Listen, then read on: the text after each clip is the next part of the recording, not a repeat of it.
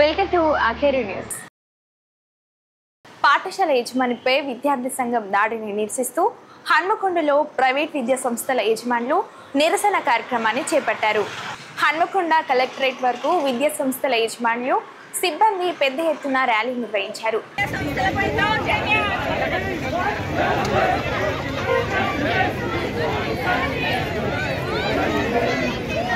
అనంతరం విద్యా సంస్థల యజమానులు ప్రైవేట్ పాఠశాలల సంఘాల ప్రతినిధులు మీడియాతో మాట్లాడారు. చందాల దందాలతో విద్యా సంస్థలు ఇబ్బందులకు గురవుతున్నాయి.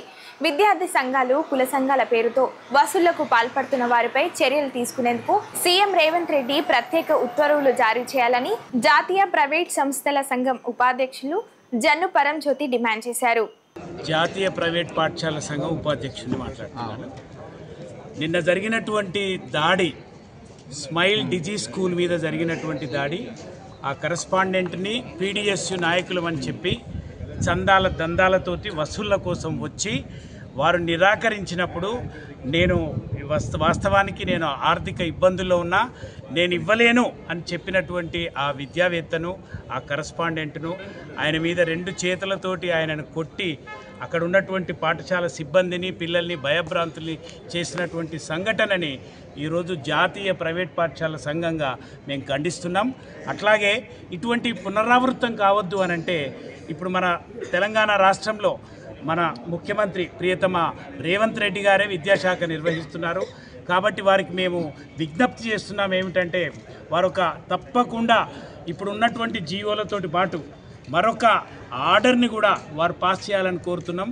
భవిష్యత్తులో ఎటువంటి పునరావృతం కావద్దు అంటే సరి అయినటువంటి హెచ్చరికలు ప్రభుత్వం నుంచి రావాలి. ఇటువంటి వాళ్ళ మీద కేసులు పెట్టాలి. ఇటువంటి వాళ్ళ మీద తగు చట్టరీత్యా చర్యలు తీసుకోవాలని మేము డిమాండ్ చేస్తున్నాం.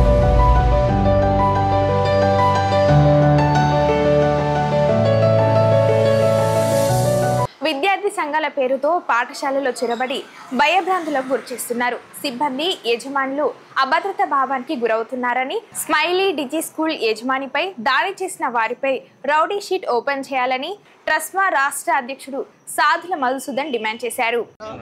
రాష్ట్ర వ్యాప్తంగా కూడా మరి ఇటువంటి విషయాలు జరగకుండా తగిన చర్యలు తీసుకోవాలని చెప్పేసి గౌరవ ముఖ్యమంత్రిని మేము అర్థిస్తున్నాము. అట్లాగే ఇవాళ ఈ యొక్క చర్య పైన తగినటువంటి చర్యలు తీసుకోవాలని చెప్పేసి జిల్లా కలెక్టర్ గారికి వినతి పత్రం ఇచ్చాము.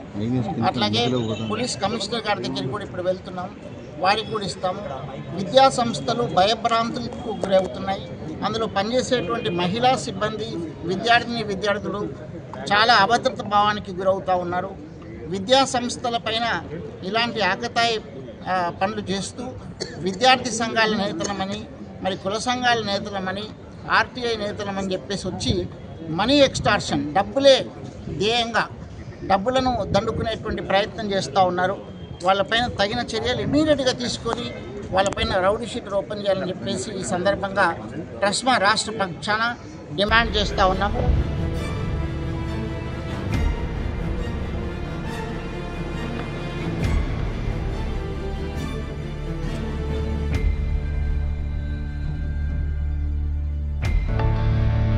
పీడీఎస్యు విద్యార్థి సంఘం నాయకులు ఈ ఆరోపణలు ఖండించారు. ప్రగతిశీల ప్రజాస్వామ్య విద్యార్థి సంఘం శాస్త్రీయ విద్యా విధానం కోసం, విద్యారంగ సమస్యల పరిష్కారం కోసం ఉద్యమించిన చారిత్ర పీడీఎస్కి ఉందన్నారు. పీడీఎస్యు 23వ మహాసభను నిర్వహించబోతున్న సందర్భంగా యజమానుల సహాయ సహకారాలు అర్థించాం. ఎలాంటి దౌర్జన్యాలకు దిగే సంస్కృతి మాది కాదని పీడీఎస్యు రాష్ట్ర అధ్యక్షుడు ఎస్వి శ్రీకాంత్, రాష్ట్ర కార్యదర్శి పొడపంగి నాగరాజులు ఒక ప్రకటనలో పేర్కొన్నారు.